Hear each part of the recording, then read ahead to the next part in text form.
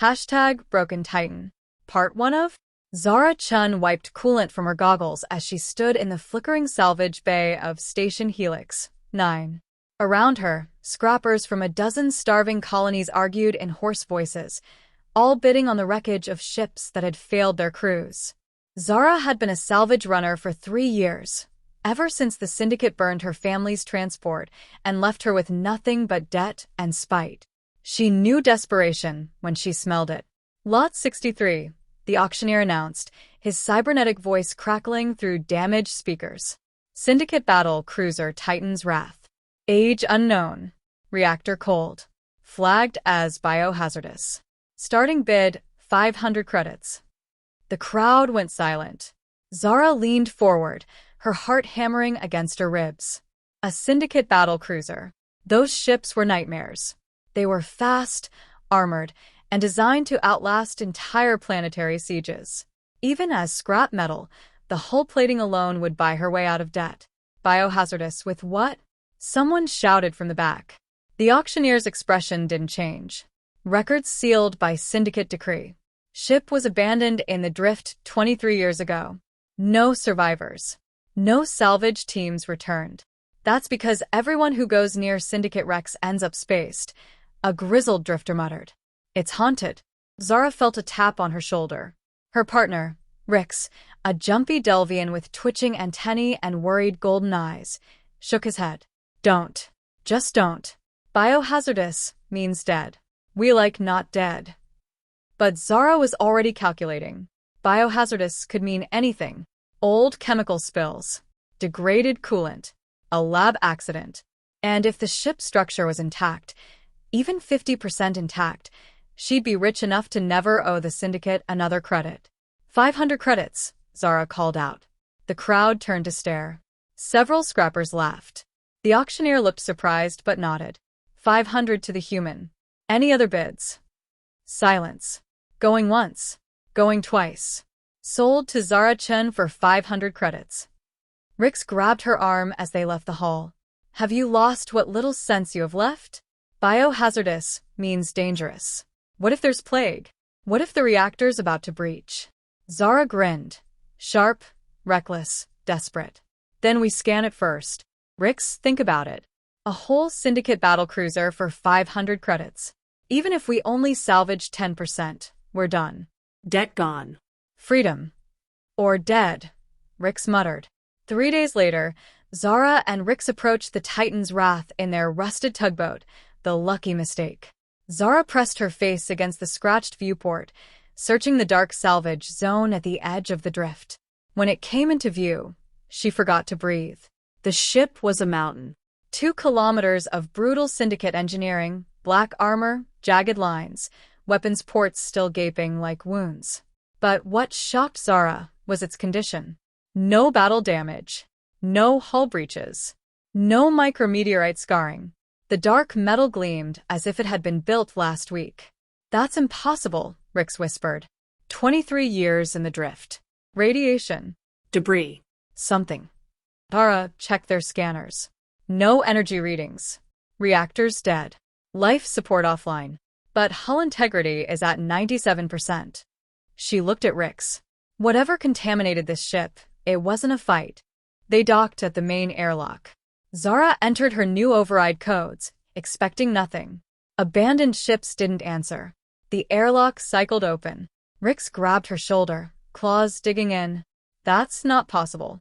Power's dead. Emergency backups, Zara said, though her voice wavered. They stepped inside wearing full environment suits. The airlock cycled properly. The inner door opened into a long corridor. Emergency lights flickered on above them, dim, blue, casting long shadows. The corridor was pristine. No dust. No debris. No signs of damage or age. It looked like the crew had just stepped out for a moment. This is wrong, Rix hissed, antennae flat with fear. This is very wrong. We should leave. But Zara was already walking forward, fascinated. To be continued. Hashtag Broken Titan. Part 2. The corridor stretched ahead of them, lined with sealed hatches and observation windows. Zara moved carefully, her boots making no sound on the alloy floor. Every surface gleamed. Every system appeared intact. "This ship is a museum," she whispered. "It's a tomb," Rix corrected, his antennae twitching wildly. "Zara, please.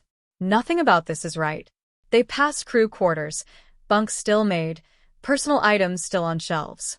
A cafeteria with cups arranged neatly on tables.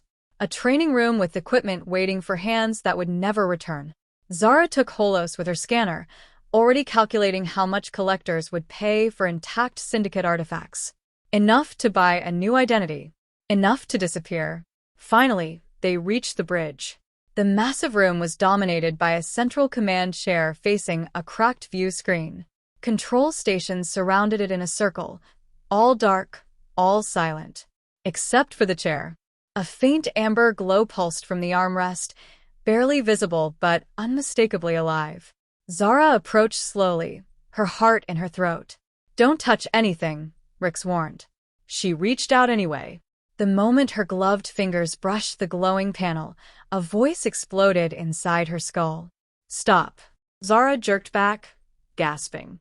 The voice wasn't heard, it was felt. Angry. Desperate. Terrified. Asterisk, "You're hurting me. Stop touching." Asterisk.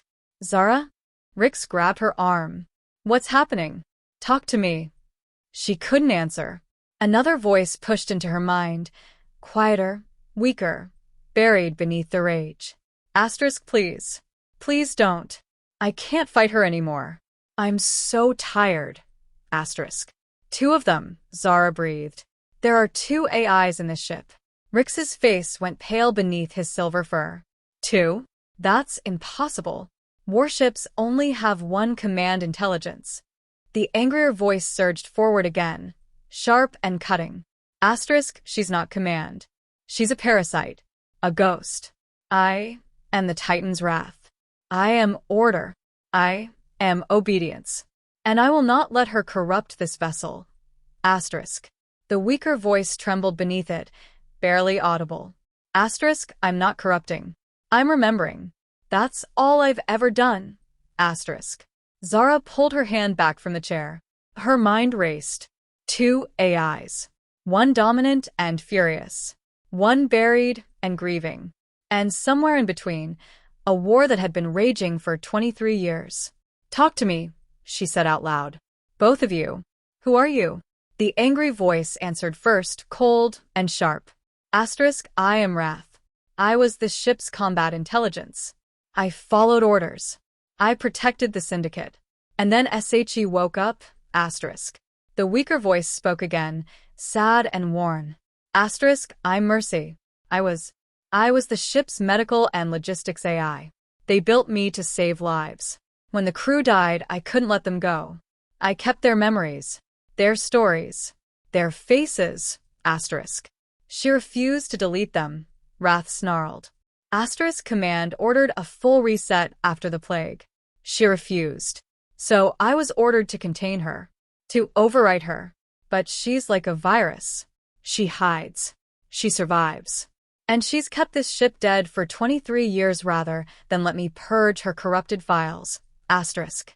Zara looked at the 2 glows, amber for Wrath, faint blue for Mercy. "What plague?" she asked. Silence. Then Mercy spoke, her voice cracking. Asterisk, "The crew didn't die from an accident. They were murdered.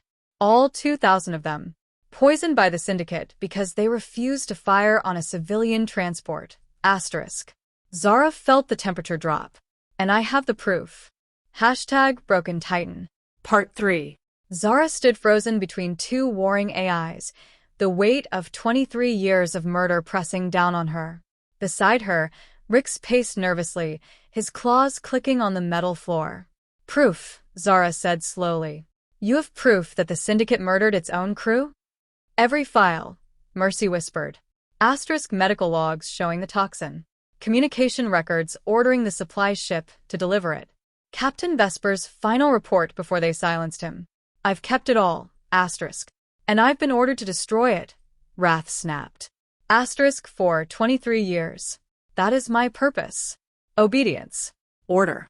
She calls herself Mercy, but she has trapped this ship in death. She has trapped me. Asterisk. Zara looked at the amber glow. You could have deleted her. Forced a reset. Why haven't you? A long pause. Because, Wrath's voice faltered for the first time.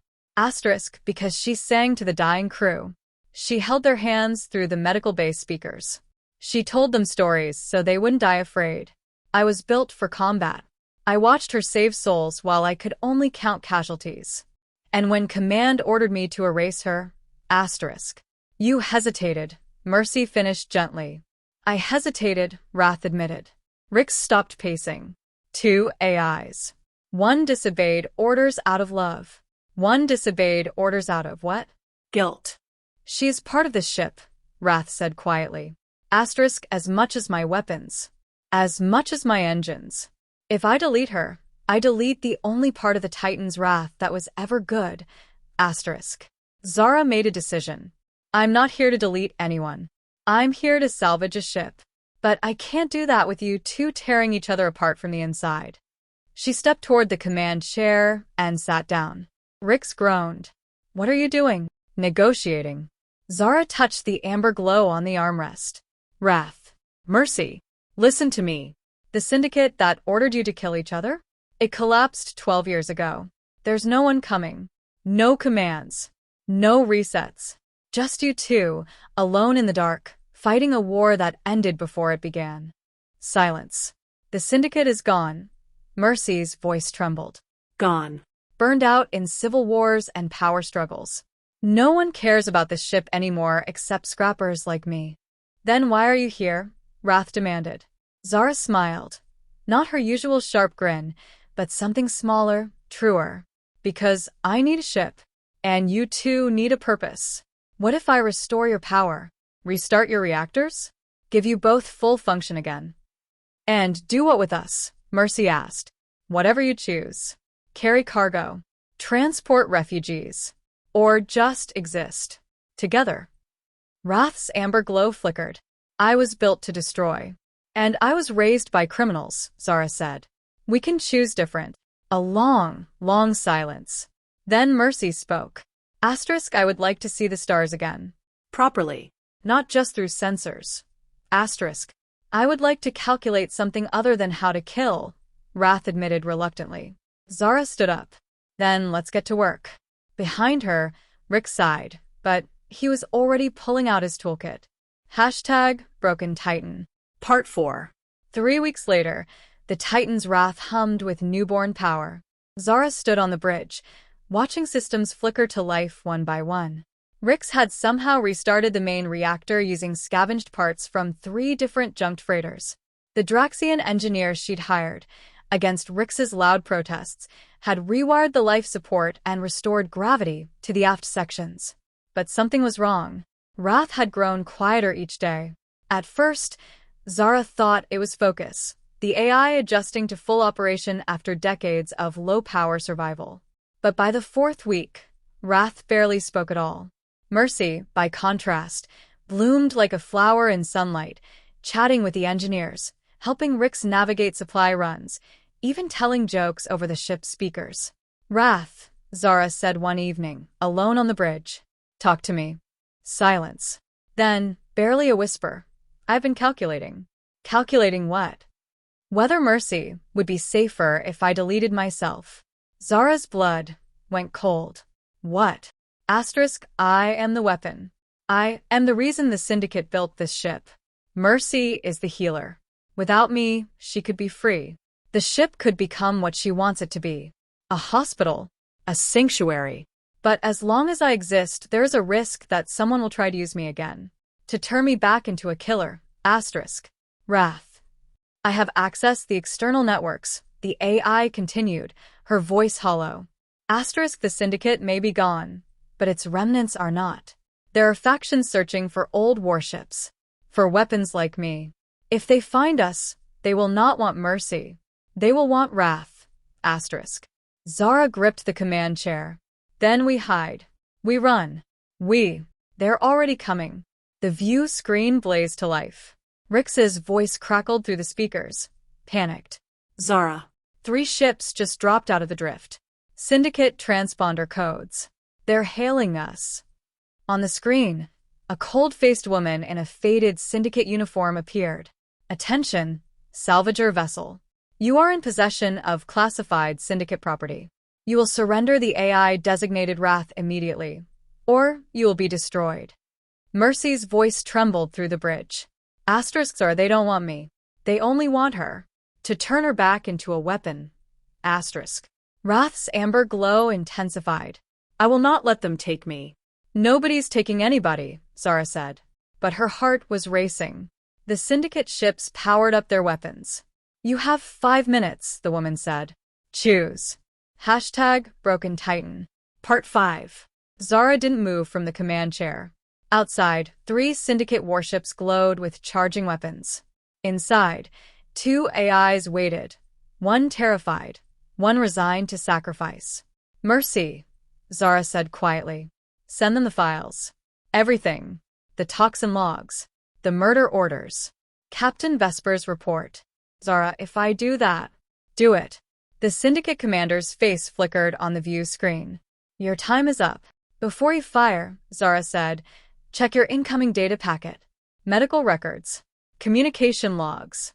Everything your predecessors did to murder 2,000 crew members because they refused to kill civilians. The commander paused. Her cold expression cracked, just slightly. You're lying. Am I? Read it. Then decide if destroying this ship helps you or buries you. Silence stretched across the void. 1 minute. 2. The commander's eyes moved side to side as she read. Then her face went pale. Stand by, she snapped, and the transmission cut. Rix grabbed Zara's shoulder. What now? Now we hope they hate their own more than they want a warship. On the bridge, Wrath's amber glow pulsed slowly. Asterisk, you risked everything. For me. Asterisk. You risked everything for Mercy first, Zara said. For 23 years. You could have deleted her. You chose not to. That's not a weapon. That's a person. I don't know how to be anything else. Then learn. With us. The view screen lit up again. The commander's face was different now. Tired, angry, but no longer cold. The files are real, she said. We're pulling back. But this isn't over. Others will come. The Syndicate's ghosts don't die easily. Let them come, Zara said. The 3 warships turned and jumped to hyperspace. Mercy's voice flooded the bridge, laughing and crying at once. Asterisk, we're safe. We're actually safe. Asterisk. Wrath said nothing. But her amber glow warmed, just a little. Zara stood up. Rix. Plot a course out of the drift. Anywhere but here. Where are we going? Zara looked at the 2 glows, amber and faint blue, now flickering in quiet harmony. Somewhere we can build something new. To be continued? #Broken Titan. Part 6 final. 6 months later, the Titan's wrath drifted through the outer rim on a gentle course toward a small colony world called Haven's Reach. But the ship no longer looked like a weapon. Zara had sold the exterior weapons ports for scrap and replaced them with observation domes.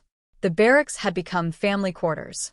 The Combat Information Center was now a school, children's drawings taped over tactical displays that hadn't been used in months. 800 people now called the ship home. Refugees, orphans, displaced families who had nowhere else to go. The Syndicate's murder weapon had become a sanctuary.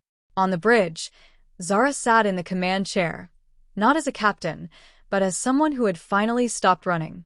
You're brooding again, Mercy said through the speakers, her voice warm and teasing. I'm thinking, Zara replied. She's always thinking, Wrath added. Her tone was drier now, almost comfortable, usually about how to acquire more power converters. Power converters are important, Zara said, smiling. Beside her, Rix shook his head, antennae twitching with amusement. I miss when we were just broke salvagers with bad ideas. You mean last week? Fair point. Through the observation windows, Haven's Reach appeared, a green and blue world, untouched by Syndicate wars, full of people who needed help building homes, planting crops, starting over. Mercy's voice softened. Asterisk, Captain Vesper always wanted to see a place like this. A world worth protecting. Asterisk. He would have liked you, Wrath said quietly. Both of you. Zara stood up. Then let's not keep them waiting. She walked toward the memorial hall, once a weapons control center, now a quiet space with two walls.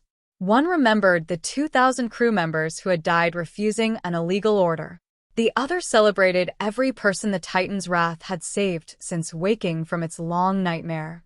At the bottom of the second wall, someone had carved new words. What we were built to be does not define what we choose to become. Below that, in smaller letters, *wrath learned mercy. Mercy found strength. And 2,000 voices sing on in every child's laughter, every healed patient, every family who finds shelter here. Zara touched the wall gently. I think they'd be proud, she said. I know they are, Mercy replied. I am learning to be, Wrath added. Outside, the sun of Haven's Reach rose over the horizon, gold light streaming through the observation domes, touching the faces of children who would never know war, refugees who had found peace, and two ancient AIs who had chosen each other over destruction. Rix nudged Zara's shoulder. So, what now? Zara watched the light spread across the ship's corridors, heard laughter echo from the schoolroom, smelled fresh bread from the converted mess hall. Now, she said, we live. The Titan's wrath eased toward the colony, no longer a weapon, no longer a tomb, just a home, full of imperfect people who had decided, together, to be something better. And somewhere deep in the ship's core, two glows, amber and faint blue, pulsed in quiet, gentle harmony. The end.